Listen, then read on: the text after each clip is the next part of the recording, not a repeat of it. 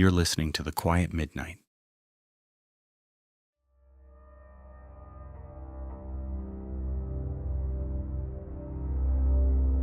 I took a job as an overnight monitor at a remote weather station up in the mountains of Montana.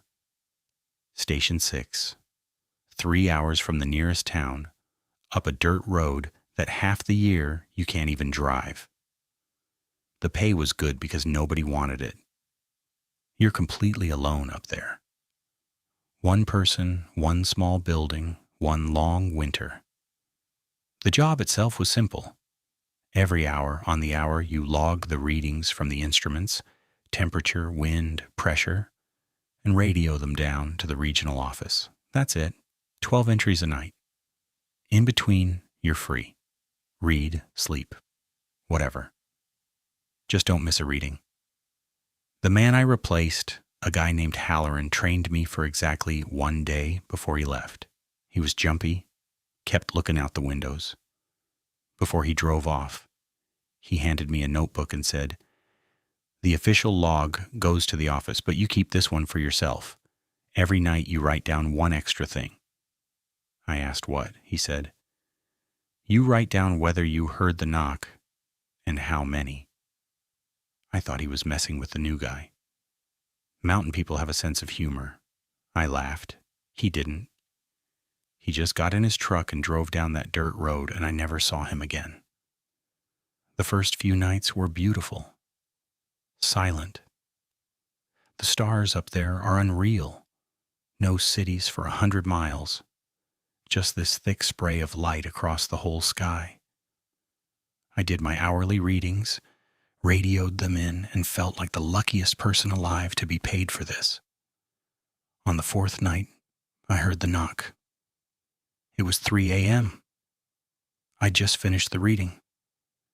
And from somewhere outside the building, one single solid knock.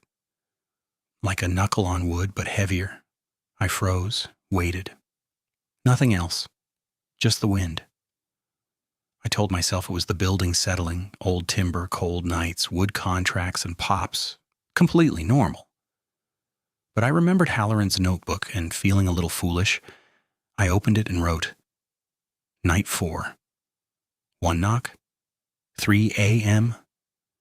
Then I flipped back through the earlier pages. Halloran's entries. He'd been up there 4 months, and every single night there was a number. 1 knock, 2 knocks. 1. The numbers were small at first, but as the pages went on toward the end of his time, they climbed. 5 knocks. 8. And on his very last night, in handwriting that had gone shaky and hard to read, he'd written a single line. 12 knocks. 1 for every hour. It knocks when I log the reading now. It knows the schedule. I closed the notebook and I told myself, Halloran was a lonely man who'd spent too long by himself and let his imagination rot. That's what isolation does. I wasn't going to let it happen to me. The next night I heard 2 knocks. The night after that, 3. Always right after I logged a reading, always from outside in the dark, where my flashlight couldn't reach past the first few feet of pines. And here's the thing that I kept turning over. The knocks weren't random. They came right after I keyed the radio, right after I spoke. Almost like something out there was listening for my voice and answering it. By night 9, I was up to 7 knocks a night. And I made a decision. I was going to prove to myself it was an animal or the wind or the building. I was going to catch it. So that night, after my 3 a.m. reading and the 7 knocks that followed a churrier, I grabbed my flashlight and I did the thing you should never do. I went outside. The cold hit me like a wall. Dead still air, that deep mountain quiet that has weight to it. I swept the flashlight along the tree line.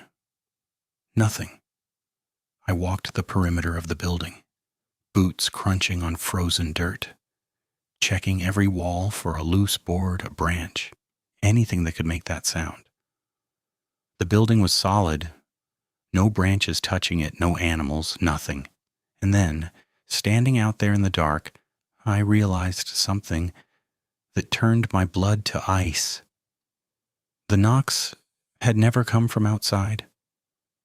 I'd assumed they did every night because that's where it made sense for a sound to come from. But standing outside now, in the silence, I understood I'd had it backwards the whole time. The knocking had always been slightly muffled, slightly close. It had been coming from inside the walls, from inside the building, with me. I went back in. I did not sleep. I sat in the middle of the room, away from every wall, and I watched the clock crawl toward 4 a.m. At 4 a.m., I did not log the reading. I didn't key the radio. I didn't make a sound. I wanted to see what it would do if I broke the pattern, if I didn't feed it my voice. 4 a.m. came and went. Silence. No knock. I felt a wild, stupid relief. I'd figured it out. It responded to the radio, to my voice, so I just wouldn't use it.